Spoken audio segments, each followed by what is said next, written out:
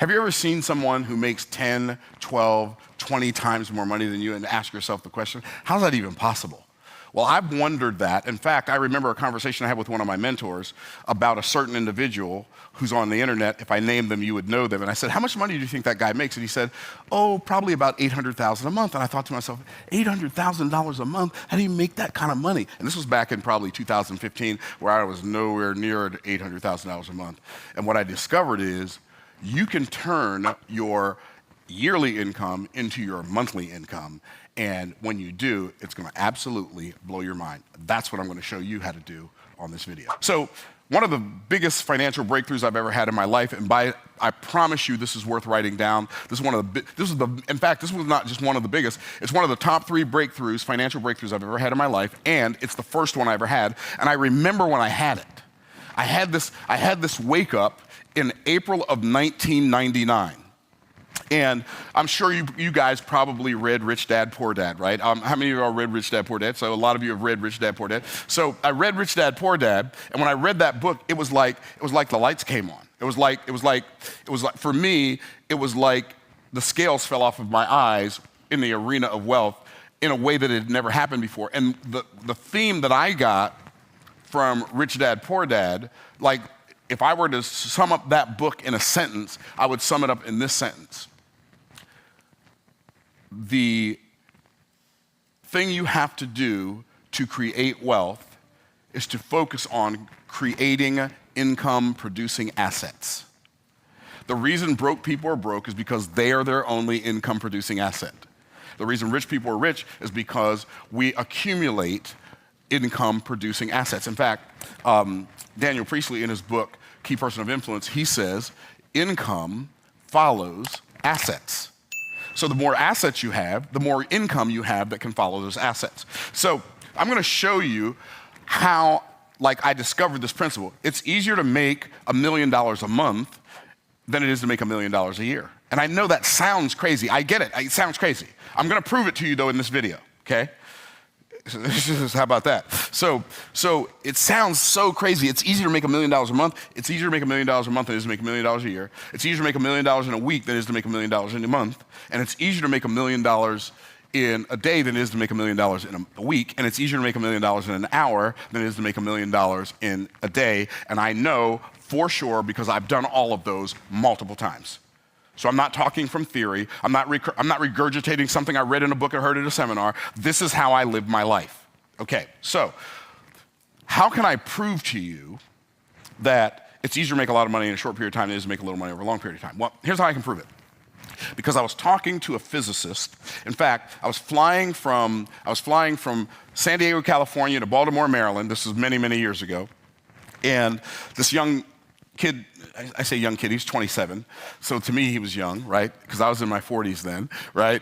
And so he sat down beside me. I said, so what do you do for a living? He said, I'm a physicist. I said, I love physics. The only thing I could think of to say. And so we talked about physics from San Diego to Baltimore. For like 4.5 hours, we talked about physics. And one of the questions I asked him, I said, and his name was Austin, and he lives in Boston, so I always remembered him, Austin from Boston, the physicist, right?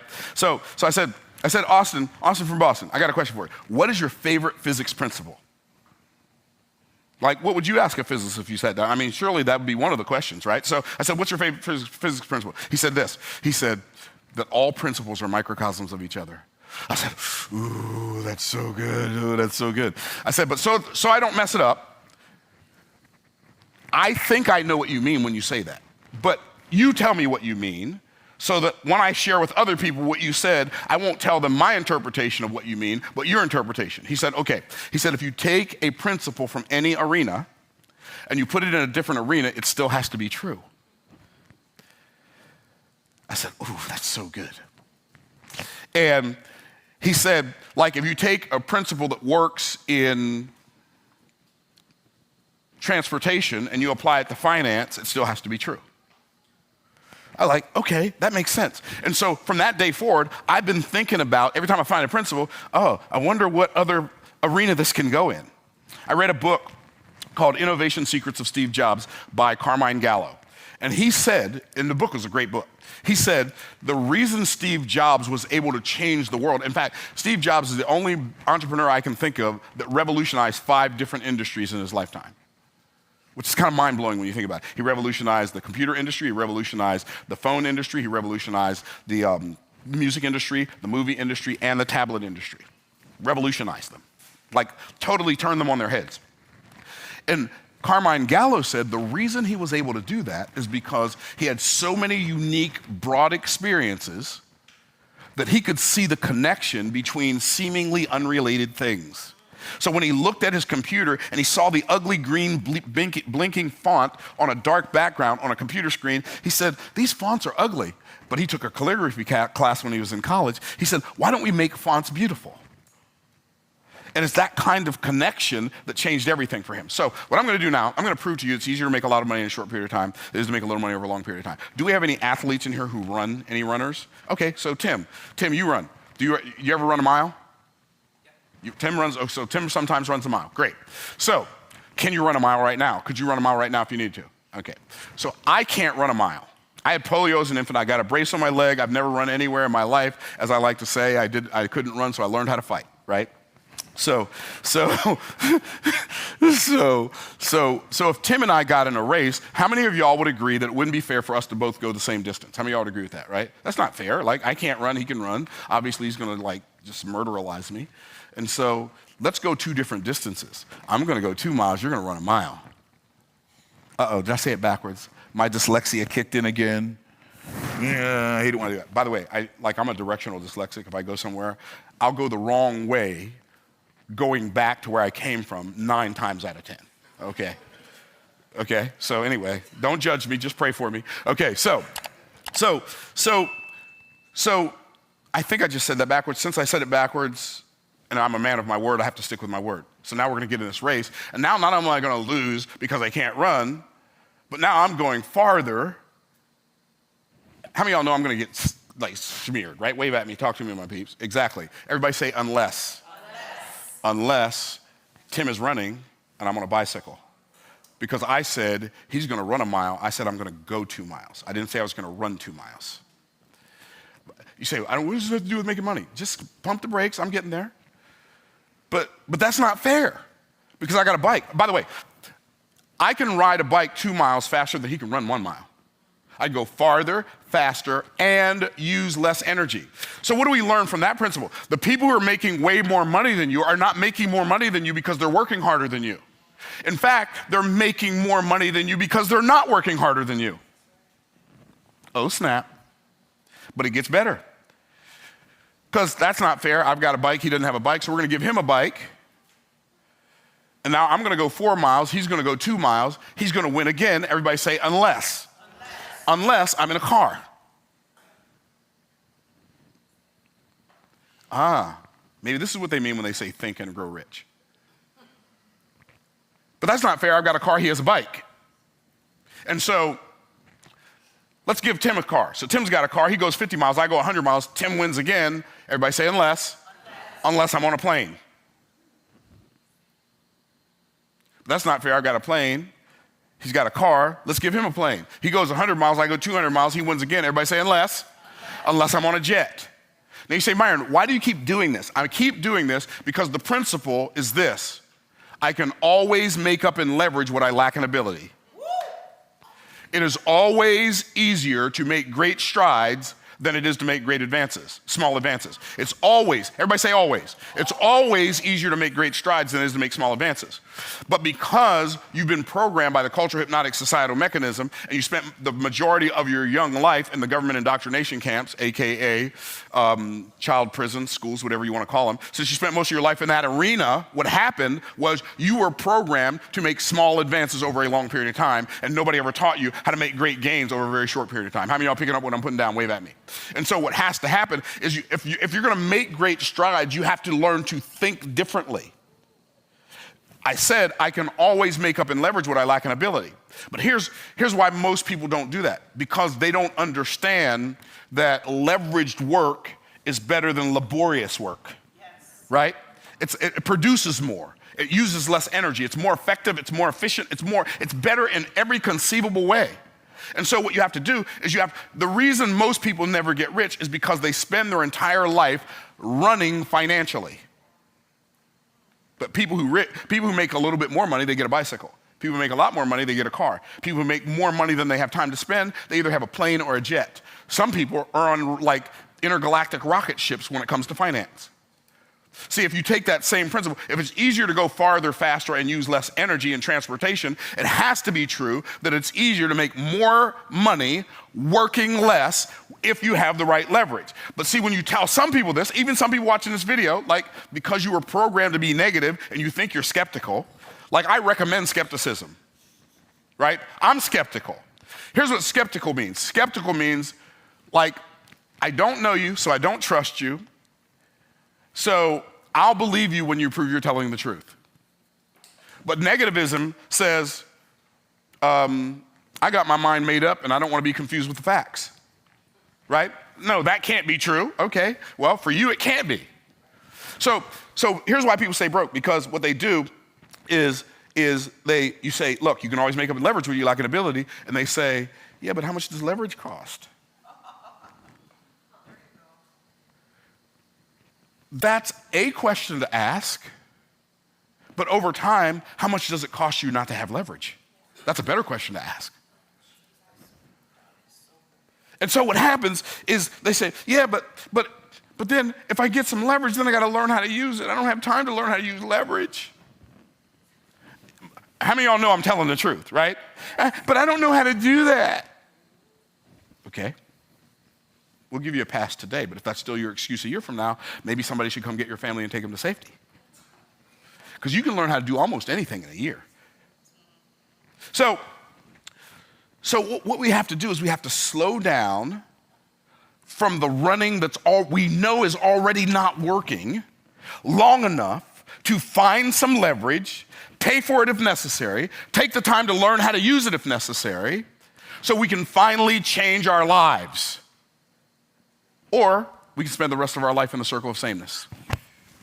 Hey, thanks for watching this video. I hope you're enjoying it, but I want to take some time to invite you to join us at the Make More Offers Challenge. The Make More Offers Challenge, we do it once a month where I invite a bunch of entrepreneurs or would-be entrepreneurs to come and have me teach them in detail the 4 moves that can scale any business. I want to invite you to join us on the Make More Offers Challenge. Click the link in the description below. You will be glad you did. Join as a VIP and make the rest of your life the best of your life. And now, back to the video you were watching. Y'all have heard me teach you on the 4 levels of value. So in Genesis chapter 1, God set up 4 levels of value. Which one of these levels you work on? See, here's the lie we believe. We believe the lie that if I deliver more value, then I should be paid more money. Here's the problem with that. More value doesn't generally make you exponentially more money. See, giving someone more of what's already not worth it doesn't mean you deserve more money. So instead of giving more value, learn to work at a higher level of value. Like all value is not created equally. And so what we want to do is we want to make sure that I'm delivering a lot of value at the highest levels. That's what will make you a multimillionaire. Say, I don't want to be a multimillionaire. Okay, then deliver a little value at a higher level. And you can double your revenue, you can double your income. So the lowest level of value is implementation, right? Implementation, okay, so I'm going to give you another thought to think about while you're thinking about the thought I just gave you. Wealth is a spiritual outcome. Wealth is a spiritual outcome. God is not a God of lack. He is a God of abundance. The gold is mine and the silver is mine, saith the Lord. That's what the Bible says. So wealth is a spiritual outcome. The reason implementation is the lowest level of value is because the resource you use on this level is you use your muscles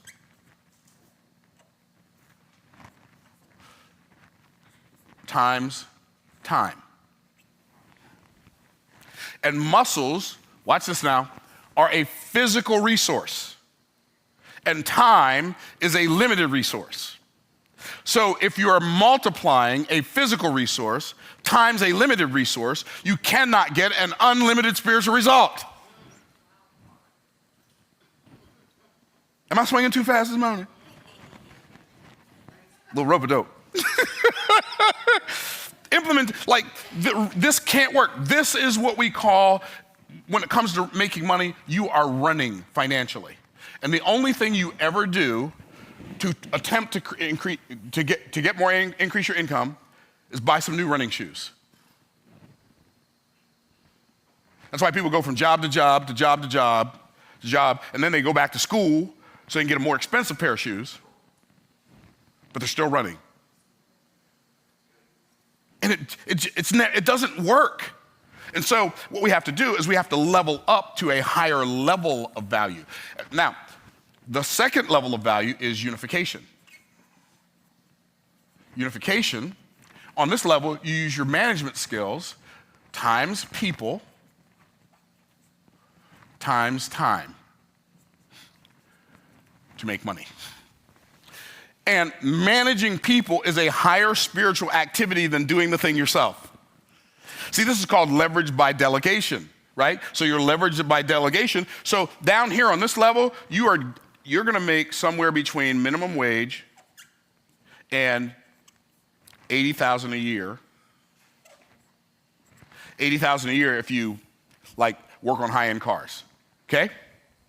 But on this level, you're gonna make somewhere between $40,000 a year and $250,000.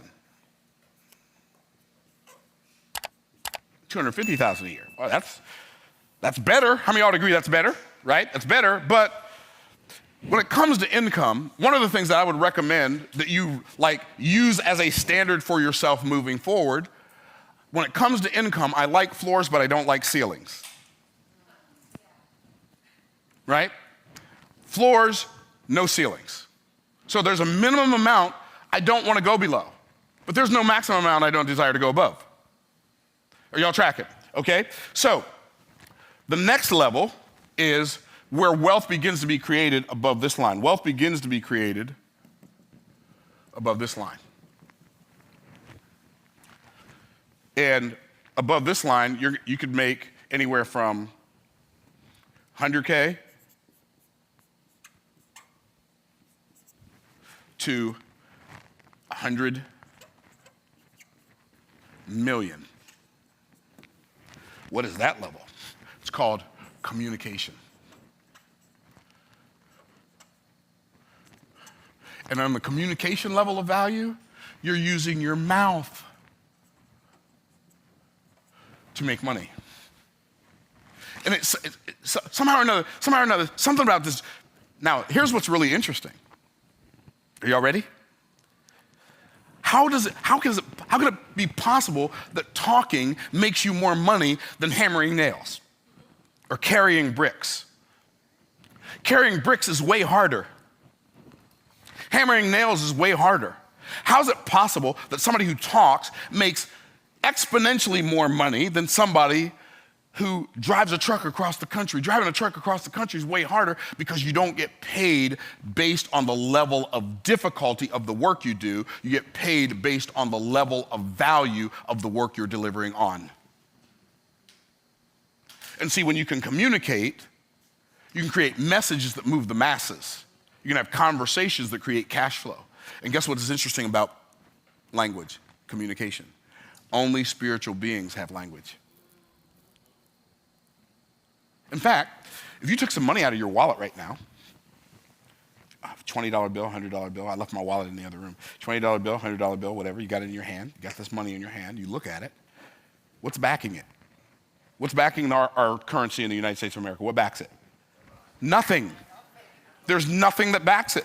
Since Nixon took us off the gold standard, there's nothing backing the money. So how could $100 be worth $100 if there's nothing backing it? Here's how. Because we believe it's worth it, because here's what it says, $100. So $100 is worth $100. Watch this now, because of the message it carries and the faith it creates. And language and faith are both spiritual. Are y'all tracking with me? And so, better than getting a better job, it would serve you and your family better to become a better communicator. Like, you'll make $100,000 a year if you're down here selling cars. If you're an A-list actor, an A-list singer, or you're a songwriter or a film writer or a script writer for movies, you might make $100 million a year.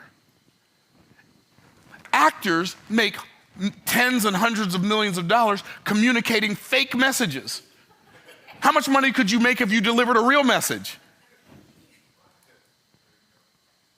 It's like total game changer. And here's what's amazing.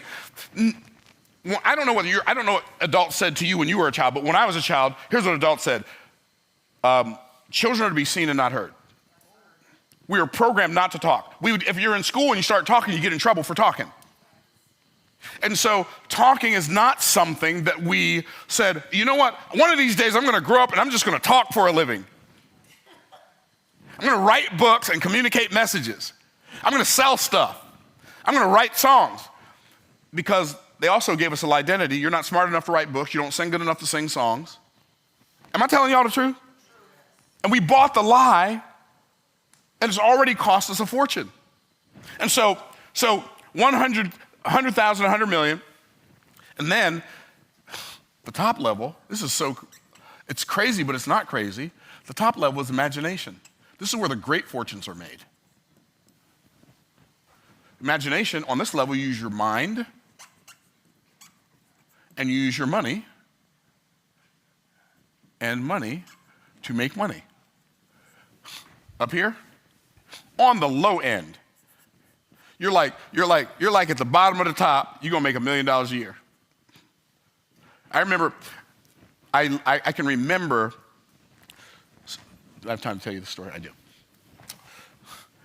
I remember back in, I think it was 2005, I was making about $30,000 a month. I was making more money than anybody in my sphere of influence. I thought I was a baller. I'm making $30,000 a month. I was like, yeah, bro, we doing things. And my expenses were like $5,000 a month. So it was like nothing by comparison, right? And I went to this Robert G. Allen wealth retreat seminar in Washington, D.C. And Robert G. Allen was one of the people who I learned a lot of stuff from. I read a lot of his books. His book was the first book I read on internet marketing, called Multiple Streams of Internet Marketing. So I read a lot of his books. I had listened to a lot of his audio programs. And he asked for a testimony. I said, yeah, I'm doing great. I've been using your stuff for the last couple of years. I got a 6 CD series that I got from you that I listen to all the time. And I used to be a trash man making $6.25 an hour, and now I'm living like a king. I'm making $30,000 a month. He's like, wow, you're doing really good. You're about to have a breakthrough to the really big money.